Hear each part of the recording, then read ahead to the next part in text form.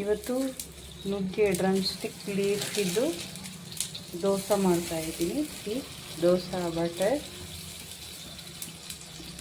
ಈ ಥರ ನಾವು ಇಡ್ಲಿಗೆ ದೋಸೆಗೆ ಹೇಗೆ ಮಾಡ್ತೀವಿ ಅದೇ ಥರ ಮಾಡೋದು, ಅದೇ ಥರ ಹಿಟ್ಟು. ಓಕೆ, ಇದಕ್ಕೆ drumstick leaf, curry leaf, 1-2 spoon powder ಹಾಕಿ ಮಿಕ್ಸ್ ಮಾಡಿ ಇಟ್ಟಿದ್ದೀನಿ. ಇವಾಗ ದೋಸೆ ಹಾಕ್ತಾಯಿದ್ದೀನಿ. ಒಂದು ಸೆಕೆಂಡ್. ದೋಸೆ ರೆಡಿ ಮಾಡ್ತಾಯಿದ್ದೀನಿ. ರೆಡಿ ಆಗ್ತಿದೆ. ಇದು ನುಗ್ಗೆ drumstick leaf and curry leaf, curry ಪತ್ತ ಪೌಡ್ರ್ ಹಾಕಿ ದೋಸೆ ಮಾಡಿರೋದು. ದೋಸೆ ಹಿಟ್ಟು ಸೇಮ್ ಇರುತ್ತೆ. ಓಕೆ, ಇಡ್ಲಿಗೆ ಹೇಗೆ ದೋಸೆ ಹಿಟ್ಟು ಹಾಕ್ತೀವಿ, ಉದ್ದಿನ ಬೇಳೆ, ಮೆಂತೆ ಆ್ಯಂಡ್ ರೈಸ್ ಹೇಗೆ ಹಾಕಿರ್ತೀವಿ ಅದೇ ಥರ ಸೋಪ್ ಮಾಡಿಬಿಟ್ಟು ನೈಟ್ ಗ್ರೈಂಡ್ ಮಾಡಿ ಇಡೋದು. ಮಾರ್ನಿಂಗ್ ಇದು ದೋಸೆ ಹಿಟ್ಟು ರೆಡಿ ಆಗುತ್ತಲ್ಲ, ಸೇಮ್ ಅದಕ್ಕೆ dry leaf powder this one mix ಮಾಡ್ತೀನಿ. ಇದು ಡ್ರೈ ಲೀಫ್ ಪೌಡರ್ ನಾನು ರೆಡಿ ಮಾಡಿ ಇಟ್ಟಿರ್ತೀನಿ. ಯಾಕಂದರೆ ಫ್ರೆಶ್ ಡ್ರೈ ಲೀಫು ಸಮ್ಟೈಮ್ ನಮಗೆ ಸಿಕ್ಕಲ್ಲ. ಅದಕ್ಕೆ ಗ್ರೀನ್ ಕರಿ ಪತ್ತ ಆ್ಯಂಡ್ ಡ್ರಮ್ ಸ್ಟಿಕ್ ಲೀಫು, ನುಗ್ಗೆ ಸೊಪ್ಪಿದು ಪೌಡರು ಲೀಫನ್ನು ಡ್ರೈ ಮಾಡಿ ಪೌಡ್ರ್ ಮಾಡಿ ಇಟ್ಟಿರ್ತೀನಿ. ಇದರಲ್ಲಿ 2 ಸ್ಪೂನು ಇದಕ್ಕೆ ಹಿಟ್ಟಿಗೆ ಹಾಕಿದ್ದೀನಿ, ಮಿಕ್ಸ್ ಮಾಡಿದ್ದೀನಿ already. Okay, this is good for ನಮ್ಮ ಬೋನಿಗೆ ತುಂಬ ಒಳ್ಳೆಯದು. ಕ್ಯಾಲ್ಸಿಯಮ್ ಇದೆ, ವೈಟಮಿನ್ ಸಿ ಇದೆ. ಸೊ ದೋಸೆ ರೆಡಿ ಆಗ್ತಿದೆ. 1 more ದೋಸೆ ಹಾಕ್ತಾಯಿದ್ದೀನಿ.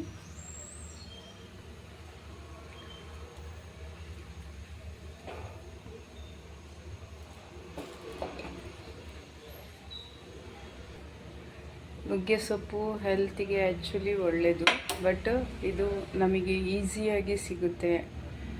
ಸೊ ಆ ಕಾರಣಕ್ಕೆ ಯಾರೂ ಅಷ್ಟು ಮೈಂಡ್ ಮಾಡೋದಿಲ್ಲ.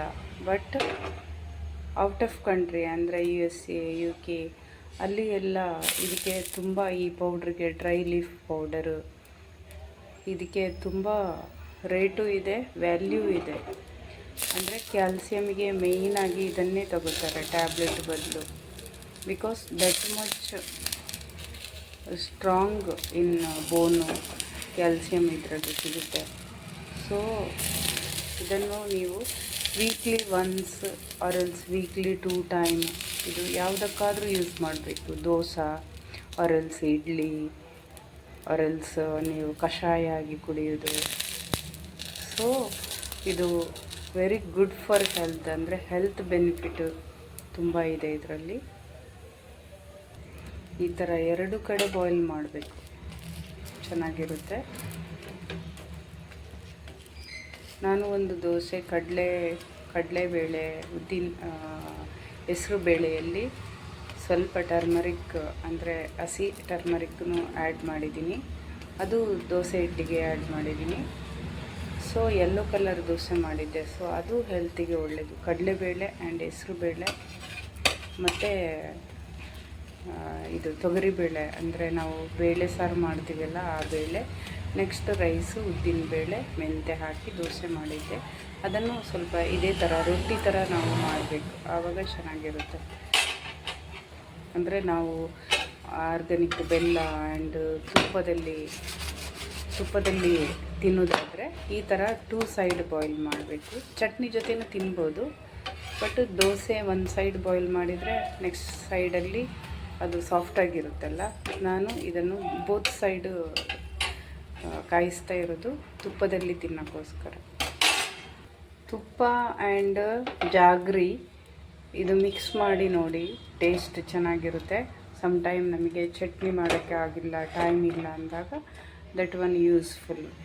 ಅದು ಟೇಸ್ಟಾಗಿರುತ್ತೆ. ಆದರೆ ದೋಸೆ ಚೆನ್ನಾಗಿ ಸ್ವಲ್ಪ ರೊಟ್ಟಿ ಥರ ಇರಬೇಕು, ಅಂದರೆ 2 ಕಡೆ ಕಾಯಿಸಬೇಕು. ಆವಾಗ ತುಪ್ಪ ಬೆಲ್ಲದಲ್ಲಿ ತಿನ್ನೋಕ್ಕೆ, ಬೆಲ್ಲದ್ದು ಲಿಕ್ವಿಡಲ್ಲಿ ತಿನ್ನೋಕ್ಕೆ ತುಂಬ ಚೆನ್ನಾಗಿ ರೊಟ್ಟಿ ಥರ ಟೇಸ್ಟಾಗಿರುತ್ತೆ. ಸೊ ಇದನ್ನು ಕರ್ಡ್ ಜೊತೆನೂ ತಿನ್ಬೋದು. ಕರ್ಡ್ಗೆ ಸ್ವಲ್ಪ ಸಾಲ್ಟ್, ಚಿಲ್ಲಿ ಪೌಡರ್ ಮಿಕ್ಸ್ ಮಾಡಿ ಕರ್ಡು ಜೊತೆನೂ ಇದು ನುಗ್ಗೆ ಸೊಪ್ಪು ದೋಸೆ ತಿನ್ಬೋದು. ವೆರಿ ಟೇಸ್ಟಿಯಾಗಿರುತ್ತೆ ಕರ್ಡು ಜೊತೆ.